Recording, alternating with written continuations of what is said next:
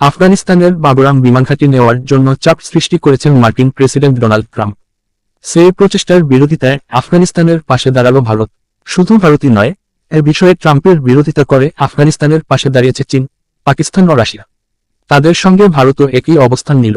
আন্তর্জাতিক ও আঞ্চলিক কোনো বিষয়ে চীন, পাকিস্তান ও রাশিয়ার সঙ্গে ভারতের সহমত হওয়ার এমন দৃষ্টান্ত বিরল। খবর এনডিটিভির।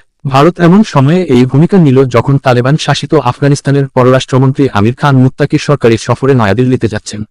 আফগানিস্তানের রাজনৈতিক দখল নেওয়ার পর এই প্রথম সে দেশের কোনো মন্ত্রী ভারত সফরে যাচ্ছেন। আফগানিস্তানের তালেবান সরকারকে ভারত এখনও আনুষ্ঠানিক স্বীকৃতি দেয়নি।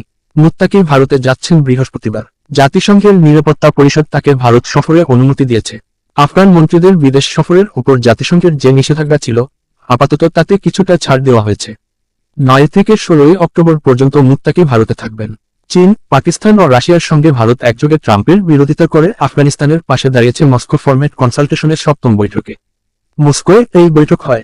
এই বৈঠকে গৃহীত এক যৌথ বিবৃতিতে বাবুরাম বিমান ঘাঁটির নাম না করে বলা হয়েছে, আফগানিস্তান ও তার প্রতিবেশী দেশগুলোয় যারা সামরিক অবকাঠামো খাড়া করতে চায়, তাদের সেই উদ্যোগ সমর্থনযোগ্য নয়।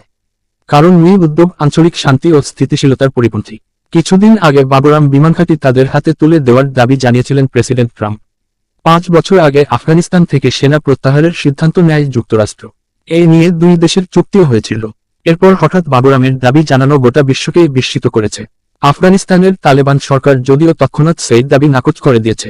ট্রাম্পের দাবি উড়িয়ে দেওয়ার পর আফগানিস্তান মস্কো বৈঠকে যোগ দেয়। সদস্য দেশ হিসেবে এই প্রথম তাদের যোগদান।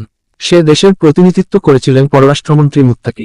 আফগানিস্তান, পাকিস্তান, ভারত, চীন ও রাশিয়া ছাড়াও এই বৈঠকে যোগ দিয়েছিলেন ইরান, কাজাখস্তান, কিরগিজস্তান, তাজিকিস্তান ও উজবেকিস্তানের বিশেষ প্রতিনিধি ও শীর্ষ সরকারি